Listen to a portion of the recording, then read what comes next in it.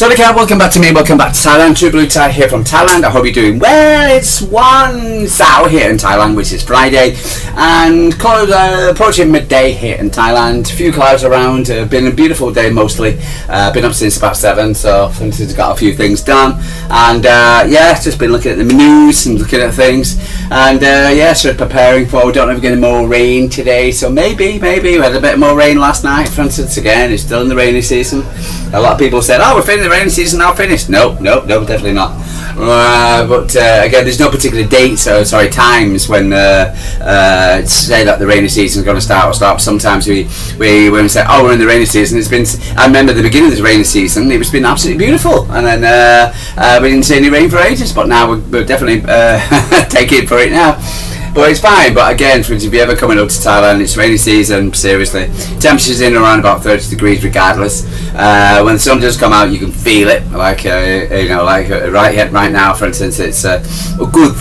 I would say my little melting pot right now is approaching the 40 degrees there at the moment, at least. But I love it. That's how I have a very light t-shirts, etc., for instance, and you just gotta get used to it. Again, you have to drink a lot of this stuff, and but other than that,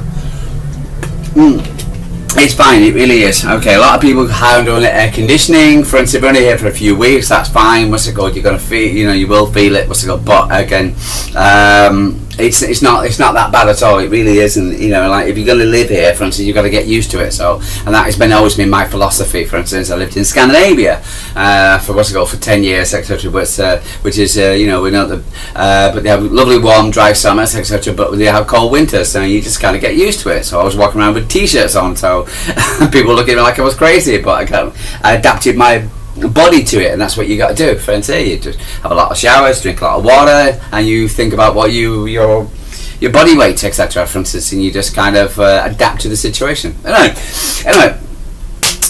so let's move on from the weather and Thailand, and so let's talk about Manchester City, because we've got a game tomorrow, yay, and we got a game Sunday, yay.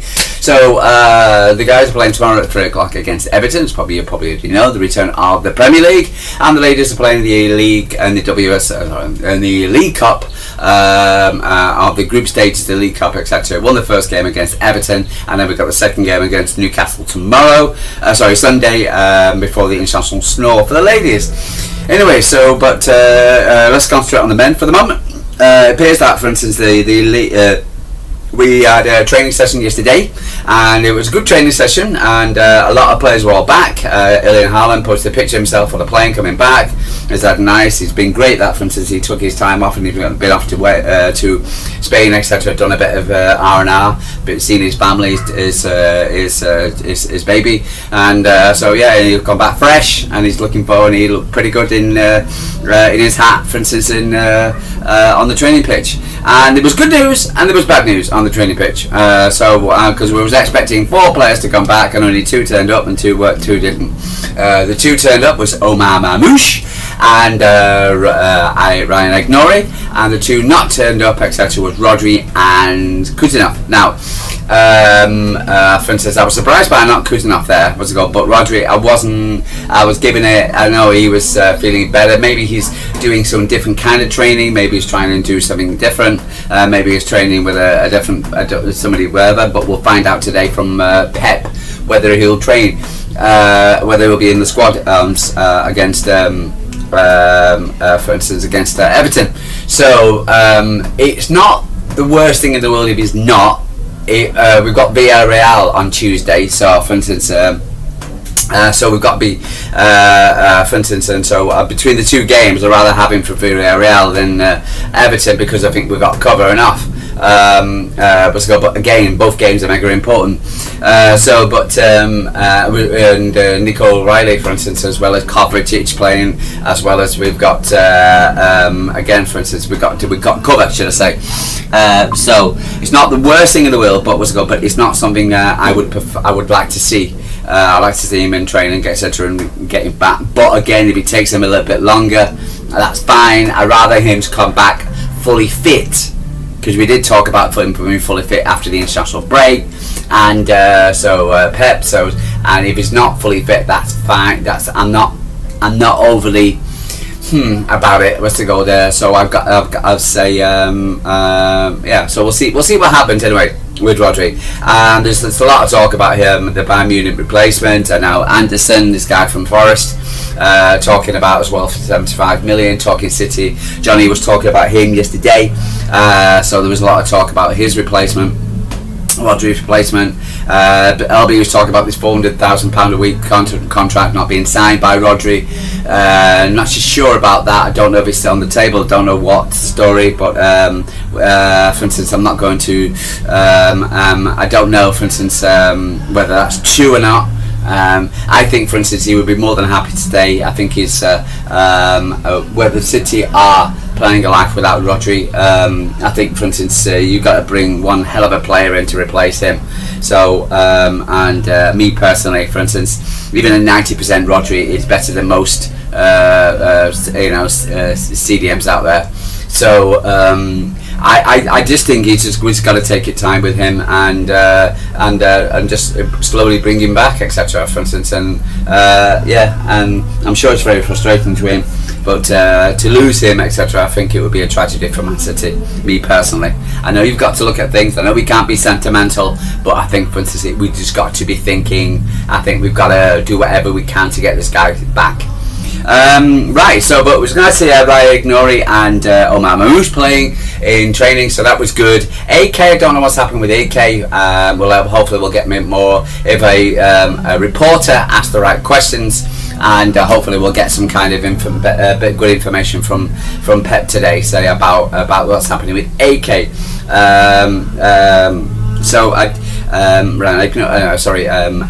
Adibini Kuzanov. So I don't know about that, but I was surprised he was not back training.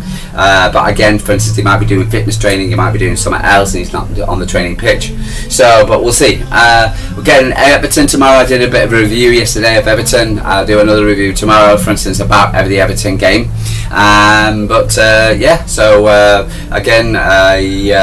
it's nice to see the players back. Nice to see John Stones back, even though I probably don't want to see him play tomorrow. I think we've got to cover Diaz, Guardiola, Ignori, O'Reilly, for instance, and or even Nunes.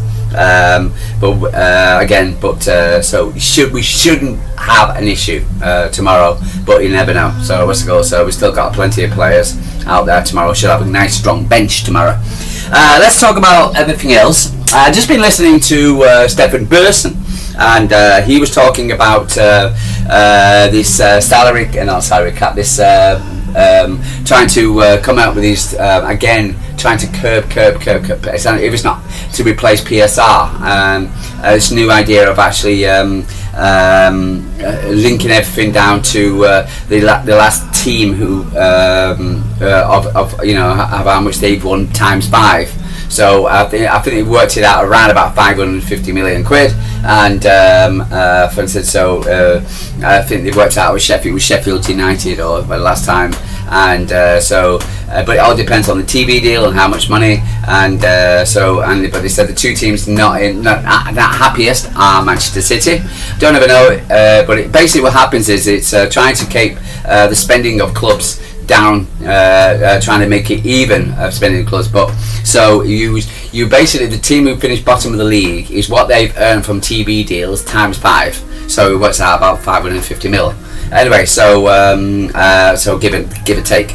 But the thing is, the two teams which are most not happy about it are Man City and United.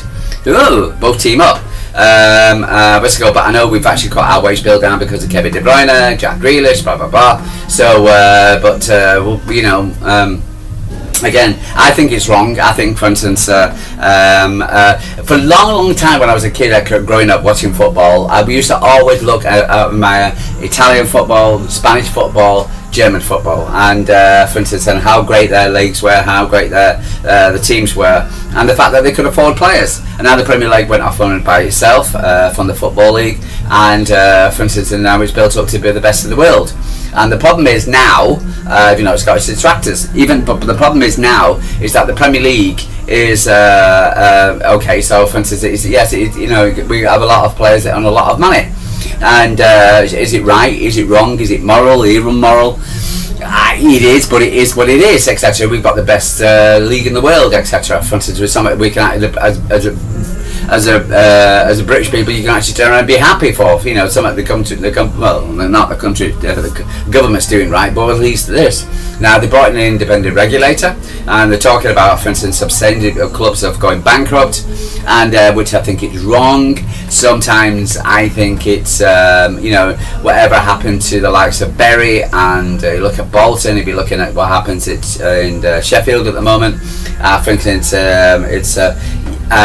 Leeds is one thing, etc. But I think it's a whole different ball game. I was listening to Simon Jordan yesterday, and the thing is that Simon Jordan now is becoming one of my favourites to listen to at the moment. He's talking a lot of sense at the moment, and he is talking about, and they did talk about this yesterday, and they talk about, for instance, I think he was saying it was a bit of a, for instance, it is curbing free, you know, what's called a free, you know, it's also, it is, you know, it is curbing free democracy, what's called free stop spending. You know, you just because you don't want teams to spend more than what you do and blah blah blah, or you want teams to be always spending. It is. I don't go. Look, listen. I've always said this. What's it called? There's a two-tier, for instance, in the Premier League. You know, you've got the main legacy clubs, the likes, and then you've got the what's called the London-based clubs, all clubbing together with London-based media, talking about London-based clubs. So, for instance, but Manchester City are now in that context up there. Now, do I agree with the fact that, for instance, it should be more even? The Premier League, yes. The money should go down to grassroots football and other teams, yes. So they have more of a competition when they come to the Premier League. Yeah, I do agree. But I do believe, for instance, when you're trying to overdo it, stopping sponsorship by PSR, I think sometimes it feels like it's like the government digital ID card. Okay, for instance, when they talk about it, you think, oh, that's a pretty decent idea, but you know that, for instance, it's not true. It's not, you know, it's not why they're bringing it in. And for instance, you just can't trust. I lived in a country where you have digital ID cards. So, for instance, in Scandinavia, for instance, I have zero problem with it. In England, I'd have a problem with it. Because of the government. But in the when I look at PSR, I have a problem with it because again, for instance, it's not it's stopping the likes of Man City and Chelsea and Newcastle and Aston Villa. So, for instance, it has that ulterior movement. So, but do I believe, for instance, the big teams are allowed to spend? But the thing is, no, I don't. But the fact is, I don't think the big teams want to spend. Some do. Some are very responsible, like United, but they're coming up with a problem at the moment. But also the likes of City are doing whatever we're now trying to bring down our wage bill, etc. For instance, and have a smaller squad, should I say? So there is fiscal responsibility by clubs because the clubs know they can't spend. And Chelsea even know that, and etc. So there needs to be. But what's it called? A responsibility by clubs, and I do think they are being responsible. The likes of Man United are not responsible because I think they just spend money over like dishwasher, and they got £2 billion in betting, but they still want to go and spend stupid money on players, etc. Think they can buy themselves out of problems, making it 10 times worse for themselves. But the likes of them taking it away, but the likes of other teams, Brentford, Brighton, etc., Newcastle, I think they're quite fiscally and Aston Villa responsible. And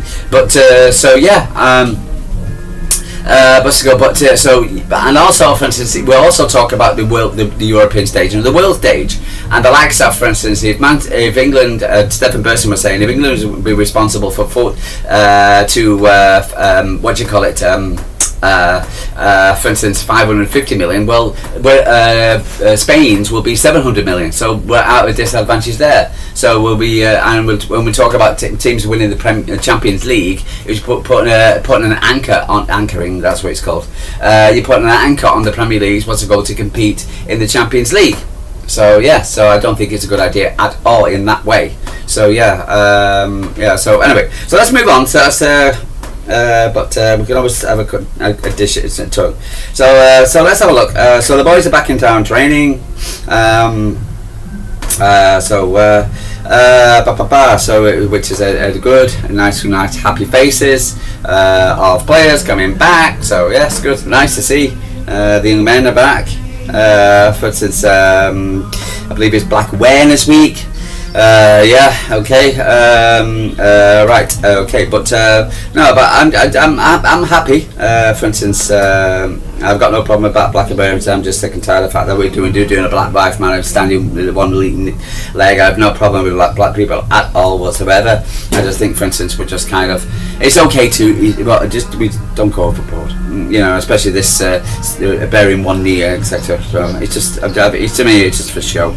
Right, but we'll see. One thing I saw yesterday, was when the Manchester City are going to participate in a new tournament, and the tournament, which I'm like, oh no, not again. But when I read into it, it's like it's a good idea. It's a great idea. And the Manchester City are to compete in the inaugural Messi Cup in December alongside Chelsea, and I was like, oh, not another thing. Chelsea and Man City have been among the teams competing in the inaugural Messi World Cup in this December, eyeing a successful brand youth tournament. This academy setup will have another. So it's academy. Great. City Academy setup will have another chance to showcase its generation of stars on the international stage later this year, and the club continues to prioritize youth development under the City Football Group. I think that's excellent. So the Etihad Club pathway from the academy to the first team has become one of Europe's most admired production lines, having produced talented such as Phil Foden, Rico Lewis, Oscar Bob in recent seasons, and Nicolas O'Reilly. The Messi Cup is now providing Manchester City's under 16 for the global platform to compete against elite opposition from different footballing cultures, marketing, and the moment of crossover between world football, most iconic names, and next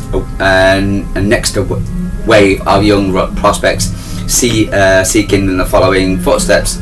For City's participation aligns perfectly with the growing commitments to the high level youth tournament, similar to their involvement in the youth league and the CFG side. Okay, as detailed journalists, so Ben Jacobs, he was the person who talked about it on social media this week. Man City and Chelsea will both compete in the inaugural Messi Cup between December the 9th to the 14th later this year. A brand new youth tournament will be held in the United States and at the Inter Miami Chase Stadium and at their training ground, and we'll see 8 clubs and their respective under 16 teams. Alongside City, there will be Inter Milan, Atletico Madrid, Barcelona, Inter, River Plate, and Newell's Old Boys and participants. Hosted by Miami, the Messi Cup will combine football with a wider culture. No, I think it's great. I think it's great. I think it's brilliant. When I first saw it, I thought, oh no, the tournament. The mere fact that I think there's going to be a bit of pushback from the other moaning, my Man City and Chelsea. But I think it's great. And I think it's great for our youth squad. To be able to go out and show what they've got. And I think I'm very proud of our youth team squad. And I think that we've got some really brilliant players. And when rather than actually looking elsewhere, I think we should be looking at more home to bring more players through. So we've got some great players on loan at the moment, and I'm worried about Messi at the moment, etc. I'm getting a lot more comments about that, and a lot of things that isn't about him and his future, that he wanted to go to leave and stay in Girona. So but again, a lot of it could be media speculation. We don't really know, but I am worried about him. So I am that. Oscar Bob again, for instance, he got scathed by the national team. For instance, he hasn't been playing great, Oscar Bob. He's not. Again, but he's come out. He missed the season. He's come back to City. It was his breakthrough season last season. He got a broken leg. Then he got injured again. So basically, for instance, he needs to feel his way back. He's not going to be perfect. Seeing glimpses, and he needs to get his confidence back. It must be worrying again, like Rodri, and we've got to give him time. And I think it's wrong for the Norwegian guy to expect the old Oscar Bob to be back straight away. So you need to show him a bit of respect. Juju, Donnarumma, for instance, it says, "I feel at home at City." So there you go. So there you go. So he's very happy at the moment. with his life at City. For instance, so an under Max Eleni, under 21 defender. His most admired person is John Stones. That was nice to see. But yeah, but that's about it for the moment. Again, for instance, we got Pep's later on today. For instance, it'll be about 6 o'clock for me, 7 o'clock. When he talks. Hopefully he's in a good mood. I'm sure he is, and I hope we have some decent questions from the journalists, which I always hate. I don't want to hear any golf questions, and did you enjoy the golf? For flip's sake, you can ask him privately if he enjoys the golf. I want to know who's fit, who's not, who's playing, who's not, how's the team, blah blah blah. And you've got the man in front of you and ask him about golf. It's a short press conference, and it's done into 2 parts, and I got to listen to somebody asking about the golf. I love the golf. I was watching the golf. But I want to focus on football, Manchester City, and the men, and who's playing, who's not, who's getting these strains, who's got, and important questions. So the media, please don't ask stupid dumbass questions about who's the best striker in the world and blah blah blah and all this kind of crap questions. Ask prominent questions, please. Honestly, ask them out into the media. No, ask for a headline question. Ask prominent questions.